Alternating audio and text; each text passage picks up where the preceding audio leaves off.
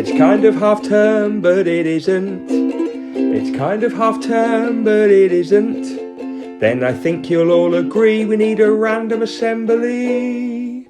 It's kind of half term, but it isn't. Oh, good morning everyone, and welcome to our final half term assembly. It's Friday, it's gonna be a great day. Now, we've had a chat, and I think it's only fair that on this last half term assembly, these two get a chance to join in. I'm a reasonable kind of guy. Anyway, girls, over to you. Whoops, accidentally edited them out. Sorry, girls. Hey everyone, right, Friday, last assembly of half term. I've got a big one lined up, origami style. Quick story before we go into it. When I was in year 5 or year 6, so when I was at primary school, the teacher was ill. This is a true story, by the way, absolutely true. I was in year 5, 6 at primary school, the teacher was ill and we had a supply teacher. So we had somebody come in to teach us for the day and we'd never had him before. It was a tall man with thick red hair, and I think it was a bit frizzy as well.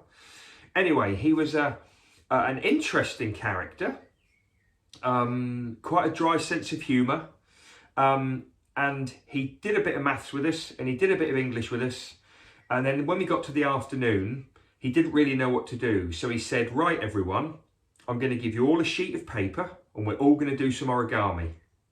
And he gave us all a bit of paper and he said these words, and I've never ever forgotten these words. This is true. He said, this is your piece of paper. You need to follow my instructions exactly. If you follow my instructions, you'll end up with a, and then he told us what it was going to be. He said, if you don't follow my instructions or you find it difficult, he said, I can't stop to help you. You'll just have to leave it and read a book while I finish off. So we all sat there with our bits of paper and he gave us the instructions one by one by one. Some children found it hard and gave up. Some children got confused and got upset.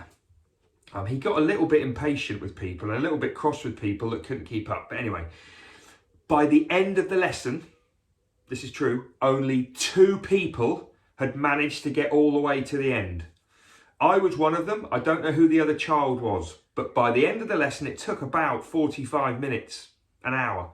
At the end, I had the finished creation and so did another child. I have never ever forgotten how to make that thing. Never forgotten. I've made hundreds of them ever since that day back in 1988, 89, 1990. Never ever forgotten. So today I'm going to show you how to make that. It's probably going to take at least maybe 10 minutes. It's going to be the hardest one we've done. And if you can follow it and if you can get somebody to help you, I will be so impressed. But what you make today is going to be better than a snapper. Better than a flippy flappy thing. Better than, what else do we do? A balloon, Chinese water bomb. Better than a little box with a lid. It's going to blow them all away. Let's do it. Oh, hey there. We've got a few shadows today. Don't know why, but anyway, I wasn't exaggerating when I said this one was quite tricky. So listen in. I think you're going to love what we end up with if you end up with the same as me. So first job, yeah, you guessed it. We need a square. So I'm going to go diagonally over. Because we're going to use this fold, I am going to go power crease all the way down. Okay, then this rectangle here, you know the drill. That comes over.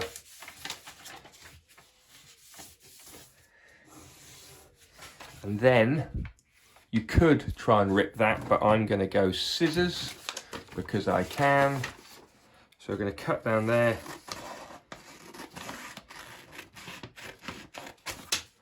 There we go, there's our square to start.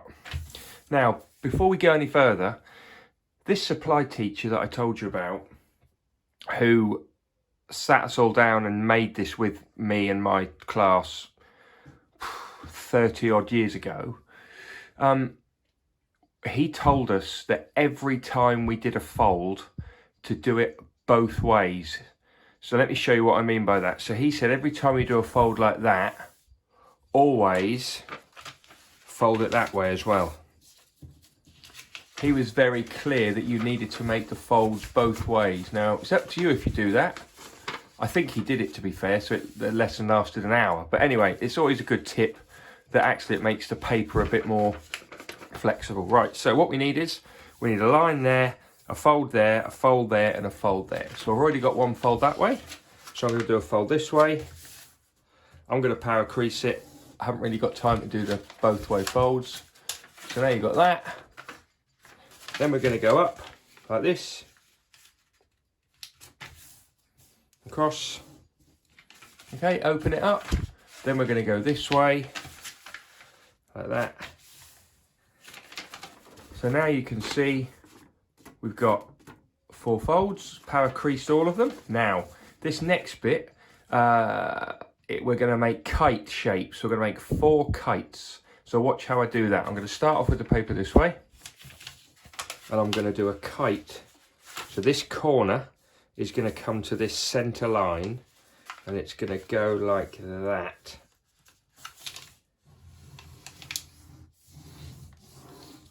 Can we all see how I've done that? And then this side's going to come in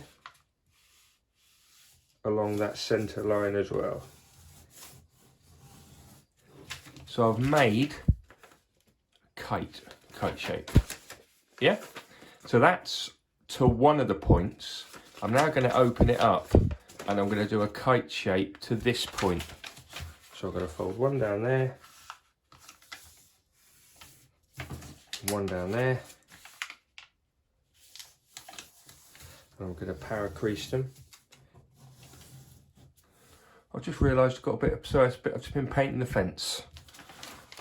Oh, actually I need, sorry, grubby hands for this last one. Right, so we've made a kite that way and a kite that way. Now we're going to go to this point and we're going to make another kite shape, like so.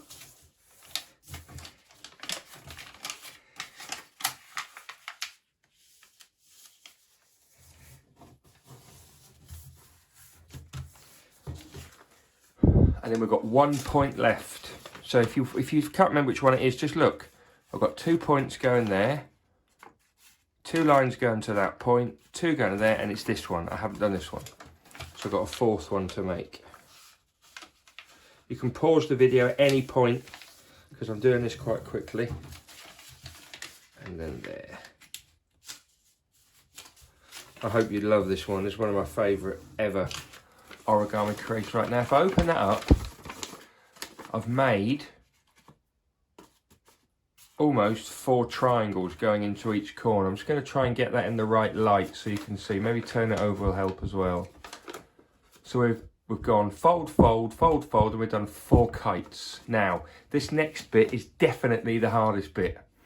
If you can get this bit right, you'll do the rest of it easily. Now, looking at this paper folded, we've got a triangle here, we've got a triangle here, we've got a triangle here, and a triangle here. And what I need to do is, I need to fold those triangles in a little bit. So I'm going to turn it over, and you can see better the triangle there. So I'm going to fold that triangle in, like that, you can see.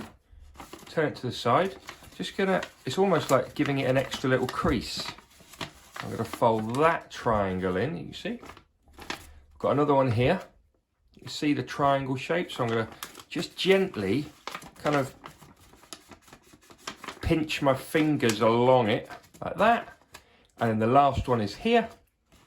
So I'm going to pinch along. And then what you've got is almost like a star shape, can you see? Yep, getting uncomfortable. Right, now, it's not quite the end of this tricky bit, because what I need to do is I need to now collapse this all in. I need to collapse it in together, but these 2 points I need to do what's called an inverse fold. So if I turn this over, I've got a straight line down there. I am going to fold that straight line down like that. Can you see how I've done that? It's going to fold in, and I'm going to do the same to the opposite side. So this side, I'm going to fold that inversely in. I can probably just gently touch it in with my finger. Because my creases are powerful, it helps. So then, I've done that. Now that is really tricky to do, especially if you're doing it for the first time. So just a reminder that you need to kind of pinch out these triangle shapes. Then you need to fold in this one here, this point here and this point here. If I turn it over, you'll see it better. So they're going to fold in like that. And these two squash down. So watch what happens. Like that, squashed. I'll show you it from the top. Squash those two together and down. Now when you've got that, push it all down. Turn it over, push it down. If you can get this far, you're there. This is really challenging. Now, quite straightforward now, I think. Top piece, fold it down, like that. Turn it over, top piece, top triangle, fold it down all the way, like that. Now, if you look at the side, we've got 2 parts there and 2 parts there. So what I want to do is I want to bring the top 2 together and then the back 2 together. I'll show you that again. So you've got this at the moment. I want to pull the top 2 shapes together like that, and then the back 2 shapes together. So I'm going to squash it like that. So you're going from that shape to that shape. There we go. Now look what I've got. Not sure if you've got any ideas yet. Right, now I'm going to turn it the other way up. So I've got 2 pointy bits at the top and then these 2 longer bits at the bottom. So look, I'm going to fold this bit up. And I'm going to fold it down again, but actually I'm going to fold it at a slight angle. So watch how I fold this bit down. I'm not going to fold it down like that, flat. I'm going to fold it like that at a slight angle. I'll show you what the fold looks like a bit closer. So look at the fold. It kind of goes like that, down into the corner. So I'm going to fold that one like that, and I'm going to turn it over, and I'm going to fold this wing pointing in the same direction. So that one's going to fold down like that. You may be a little closer to seeing what we've got here. Okay, we are so close to finishing. Hopefully you've got this far. Now, these 2 here, this is eventually going to be a tail, and this is going to be a head. So watch what we're going to do for this one. Never done, it's another inverse fold. So I'm going to turn it that way. Look, we've got 2 separate sides, and what I'm going to do is I'm going to bend the top down like that, and I'm going to squash it like that. I'll show you it one more time. Open it up, you're going to squash it down the middle and then flatten it like that. This is what we got. Okay. Now you might say, oh, it's a bird. It's like a crane. It's lovely. And it does look quite nice. But I'll tell you what's better is when you pinch this front corner, thumb and forefinger, pinch it there. So you're holding it like that.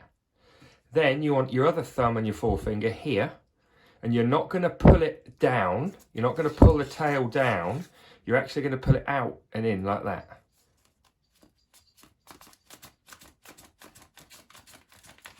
And you'll see when it just lightens up a little bit, softens it up. There you go.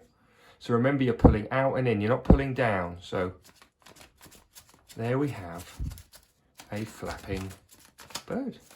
And you can work out exactly how that works if you really want to. And if you pull it too hard, then obviously it's not going to work. But as you can see from the front there, from the side, as you pull that, the wings flap. Now there's something not quite right. I'm not sure, not flapping, and probably because I'm trying to watch it through the lens. And that's not quite as flappy as I'd want it to be. However, I got it.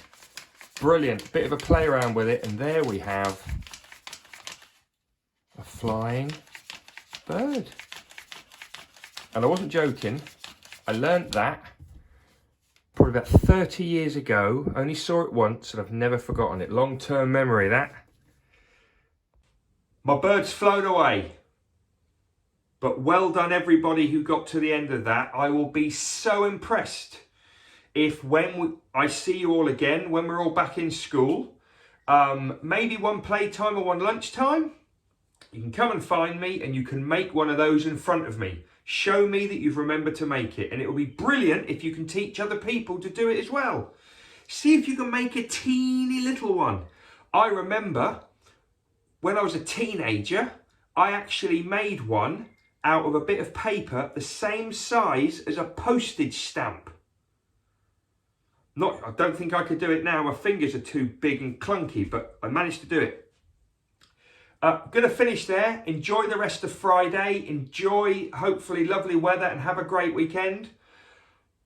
I will be seeing lots of you today and your families to pick up workbooks. And tomorrow I'll see lots of you too.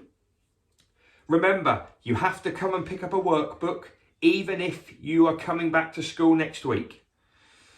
And you need to sign some bits off. See you soon. It's kind of half term, but it isn't. It's kind of half term, but it isn't. Then I think you'll all agree we need a random assembly. It's kind of half term, but it isn't.